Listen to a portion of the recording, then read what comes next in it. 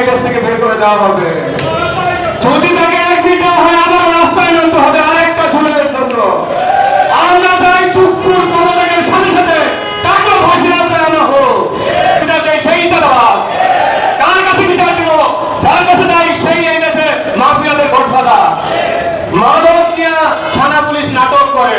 আরে ভাই মাদক তো চট্টগ্রাম দিয়ে আসে, স্বরাষ্ট্রমন্ত্রী এলাকা দিয়ে আসে। আগে মন্ত্রীকে ঠিক করেন, মাদক এমনি ঠিক হয়ে যাবে।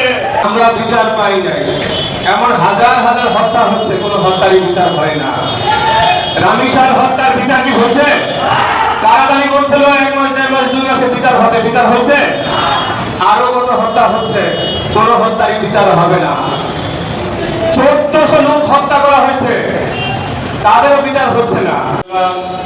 জামাত ইসলামের আমি জাহাঙ্গীর ভাই, খেলাফত মজলিসের আমাদের রিক্সার যে গাজীপুর 3 আসনের প্রার্থী এহসান ভাই ও অন্যান্য যারা উপস্থিত আছে সবাইকে ধন্যবাদ দিই। আজকে আসলে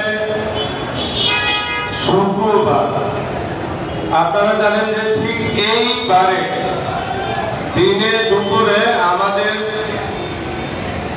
সবচেয়ে কাছের এবং হৃদয়ের মানুষ হাদি ভাইকে হত্যা করা হয়েছে। আমরা বিচার পাই নাই, এমন হাজার হাজার হত্যা হচ্ছে, কোনো হত্যারই বিচার হয় না। রামিসার হত্যার বিচার কি হয়েছে? কারাগারি বলছিল 1 মাস 1.5 মাস 2 মাসে বিচার হবে, বিচার হয়েছে? আরো কত হত্যা হচ্ছে, কোন হত্যারই বিচার হবে না। 1400 লোক হত্যা করা হয়েছে, তাদেরও বিচার হচ্ছে না।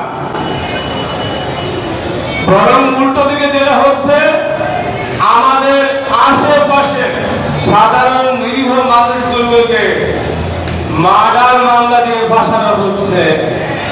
সাংবাদিক মুজাহিদ ভাই, মাওনা চৌরাস্তা আন্দোলনের সবচেয়ে বেশি যার অগ্রণী ভূমিকা ছিল, এই কুকুরগুলো তার নামে মামলা দিচ্ছে। বলেন এই সাংবাদিকরা কি তখন আমাদের পক্ষে ছিল না ওই সন্ত্রাসী এই ক্যাডারদের পক্ষে ছিল? বলেন। অবশ্য তারও মার্ডার মামলা খায়া বিভিন্ন তাদেরকে হয়রানি করা হয়েছে, বিচার নাই। মাওনা চৌরাস্তায় 5 তারিখের পরে মোটামুটি অনেকদিন ভালো ছিল, এখন চাঁদাবাজি হচ্ছে। অটো স্ট্যান্ড, সিএনজি স্ট্যান্ড, টাকা স্ট্যান্ড, চাঁদাবাজি কারা করে বলেন তো ভাই? শুনছি এই থানার আইও ওসি নাকি এই চাঁদাবাজির সাথে জড়িত। ভাই কার কাছে বিচার দিব? যার কাছে ঠিক বলছি কিনা বলেন ভাই? আজকে এই গাজীপুরে ঝুট ব্যবসা হয়, চাঁদাবাজি হয়, ছিনতাই হয়, কিশোর গ্যাংরা বিভিন্নভাবে উৎপাত করে, কোনো কিছুর কোনো সুরাহা হয় না। কেন?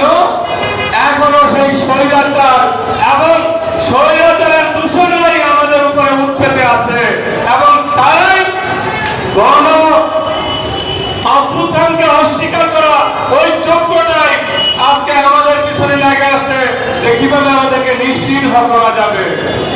আমি বেশি কথা বলবো না, কারণ এখানে আমাদের কেন্দ্রীয় নেতৃবৃন্দ আছেন, আমাদের 11 দলীয় ঐক্যজোটের ভাইরা আছেন, ওনারা কথা বলবেন। সর্বশেষ একটা কথা বলি,